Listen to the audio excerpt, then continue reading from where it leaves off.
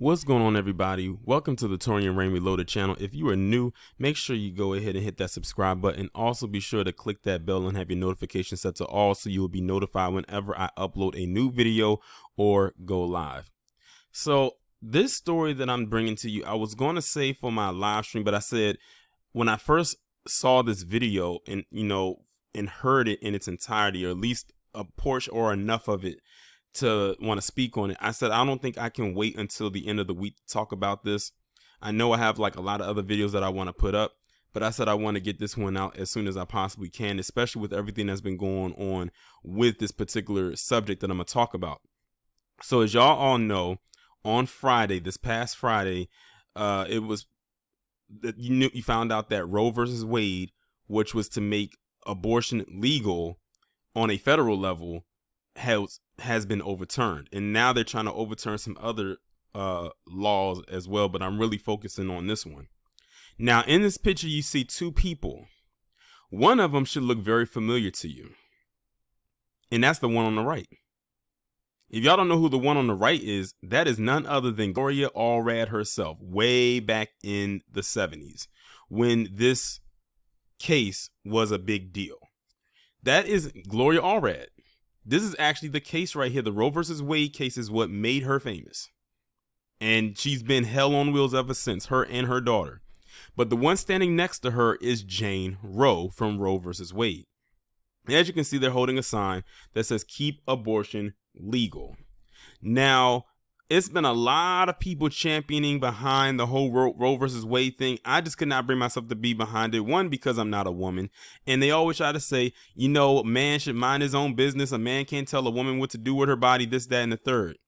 However, this man is coming up here today to shut a lot of this shit down because of this audio that y'all are going to hear that many of you probably were not aware of even existing. And why I say that is because when I posted it up on my Twitter account and on my Instagram, for the most part, everybody who left a comment on both platforms said they did not know that this existed.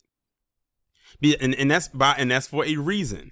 And black men, if you are out there listening, and I know you are, because I know I have a lot of black male subscribers, this one really pertains to you in a way. And I'm going to tell you why when this audio is done playing. Jane Roe's story was a terrible one. She said she had been gang raped, gotten pregnant, was desperate to get an abortion. That's what everyone believed as long as Jane Roe remained anonymous. When she went public, she told a different story. You were raped while you were in Georgia?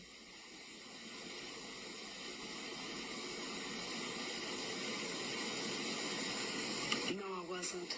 You were not? No, I wasn't. Oh, so all those stories that are in the books and so forth are not true?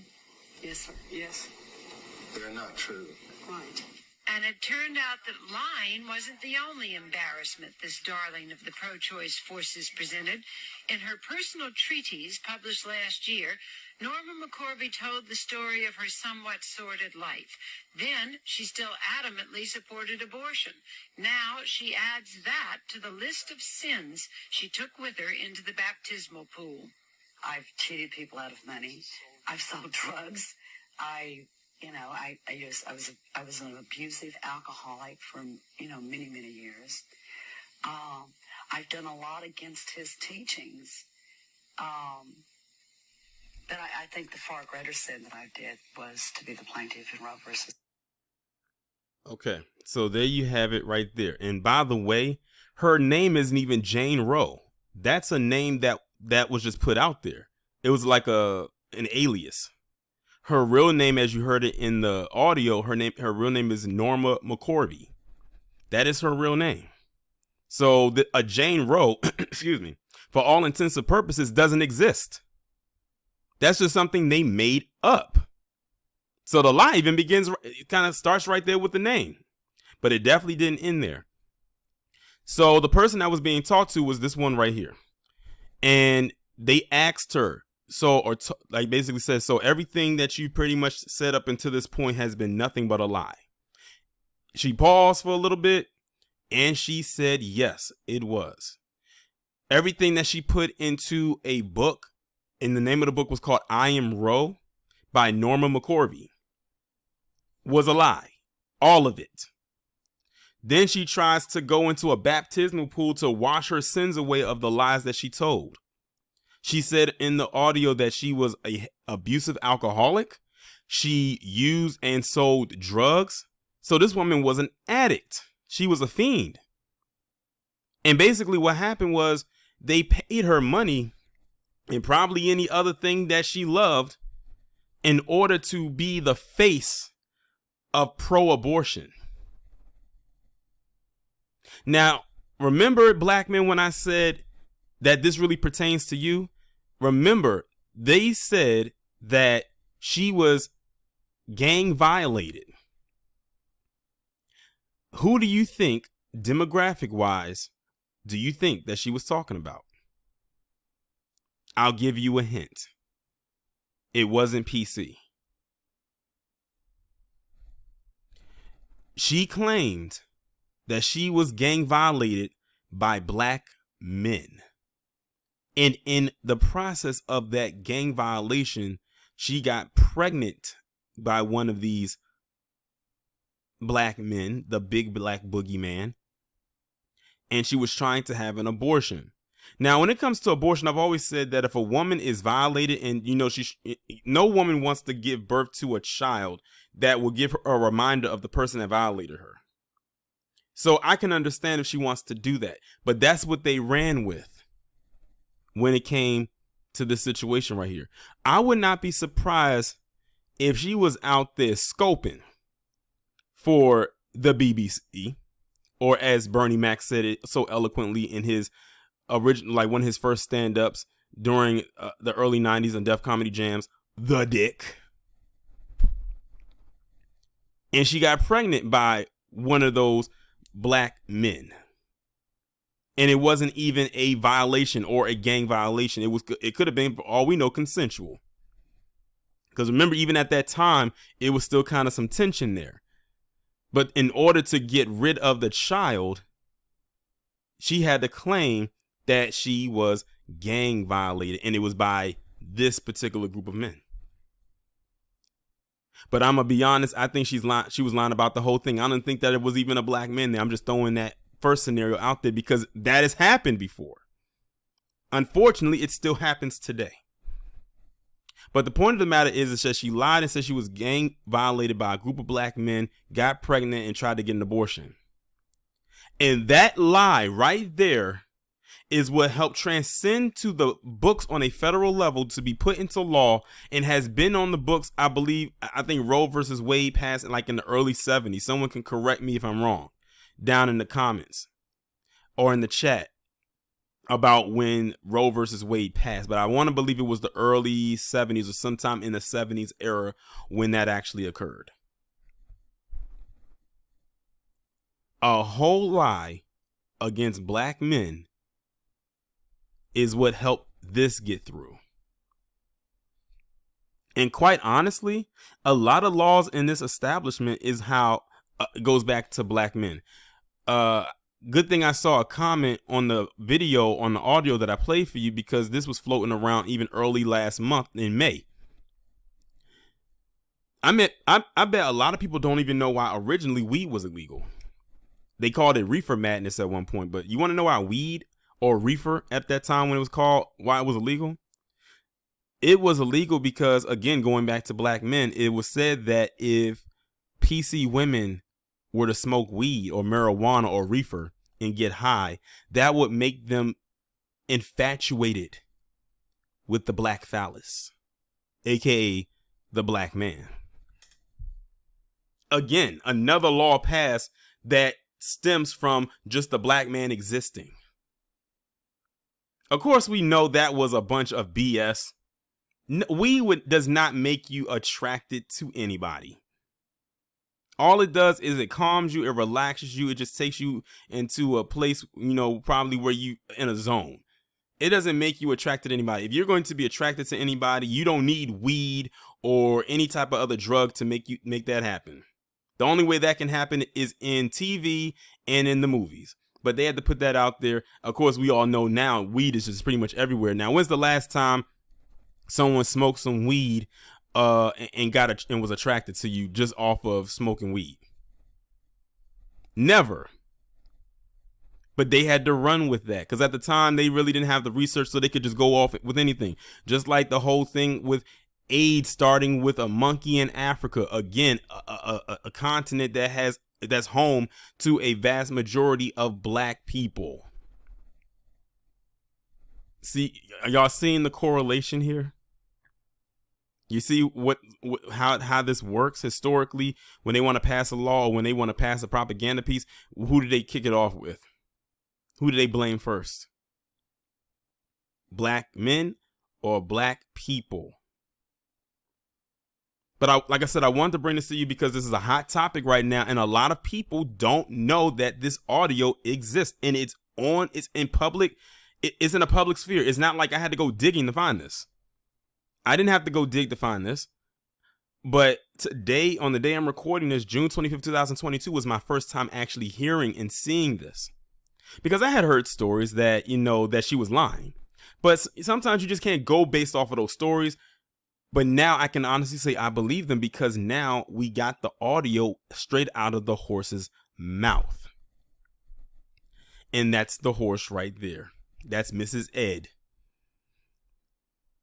And no shocker of who she has representing her. She's doing the same thing then as she continues to do now. Ambulance chase for a check. And she's trained her daughter, Lisa Bloom, or as I call her, Lisa Doom, to do the same exact thing in 2022. And every year prior to that. I just brought this up because I want people to realize what they're rallying behind, especially black women. When it comes to PC women, I don't give a damn what they choose to rally behind because that's par for the course for them. But black women, I really need you to understand what you're rallying behind. You're rallying behind an ideal that was based on a lie, and it was based on a lie against other black men. This woman lied. She was paid to lie and probably paid in other ways to lie to get this passed, and black men had to be at the forefront of it. And I don't even know if any black man, and someone can tell me about this too, was actually seeked out in reference to this case. Those are just the magic words. She just had to say those magic words, and they moved on it. I'm telling you, the PC woman of yesterday is no different than the PC woman of today. They play from the same goddamn playbook over and over and over again. Now, I think later on, she tried to change her story or something like that. I don't know, but it was like the damage was already done. You've been confirmed as a liar. That's crazy. A law that has been on the books since the 70s got passed on a lie. But it doesn't surprise me because a lot of laws get passed on lies. A lot of laws don't get passed on truth, unfortunately. They get passed on propaganda and false narratives and agenda pushes. So forgive me if I'm not rallying behind this whole thing, if I'm not going out into the street to protest behind this whole thing. For what? For what? But this message was more so for black men because I needed black men to know how did this thing really kick off, and for black women to realize that you've been duped again into falling for their bullshit. Honestly, and I told somebody this, I believe that this was an extension of the feminist movement. This was a heavy extension of the feminist movement, if you want to be honest. But unfortunately, so many people are so brainwashed into this, they're not going to listen to this. It's so embedded in their head. It's crazy. I'm so glad that I found out about this now. Unfortunately, not enough people are going to find out about it until it's too late. And for some, it already is. I think another thing that pisses me off about this whole situation too is how blindly people went in to support this whole so-called cause movement that literally turned into a law. As far as I'm concerned, with what I know now, this is nothing more than a scam. That's pretty much all it is a scam. is people, like I said, people willfully or maybe unwillfully, but definitely blindly walked into this whole situation supporting something that they really didn't know that much about. And what's crazy is, I think what messes me up about this whole thing is that I'm just now learning about all of this. Like I said, I knew about Roe versus Wade, throughout the years. It wasn't something that was like talked about in any social studies class when I was in school, but I definitely was aware of it. I heard more about Brown versus the Board of Education than anything, because that really more so affected black people. But when it came to Roe versus Wade, not so much. But I did hear about it. But just knowing what I know now, just on that one clip, that was a 1 minute and 1 minute and 23 second clip. I learned so much just in that one clip alone than whatever they could have possibly, if they wanted to, teach me about this through my entire lifetime, through any public education or even on a collegiate level. If I would learn anything, I most likely would not have learned about this until this very moment. Maybe this was supposed to happen. Maybe this was meant to happen right here, right now. And I also learned some other things too about this woman. I heard that she was like very promiscuous too. I believe that she had, I think, 2 other kids. Something about adoption. It was a lot of stuff going on with this woman in her personal life that she just didn't have squared away. Like, this woman's life was just not in order on a multitude of levels. And I guess to iron things out, this is what they came up with. This was just a push so they could get this to be legal. As you can see right here on the sign, keep abortion legal. And I keep telling people, and I keep black women in particular, this is not your fight. This is their fight. You got to question yourself. Why do PC women want abortion to be legal so badly? You got to ask yourself that question. One would think that bringing a child into the world would be one of the greatest things that could ever happen for another human being. You know how we have rites of passages? That's one of them, bringing a child into the world.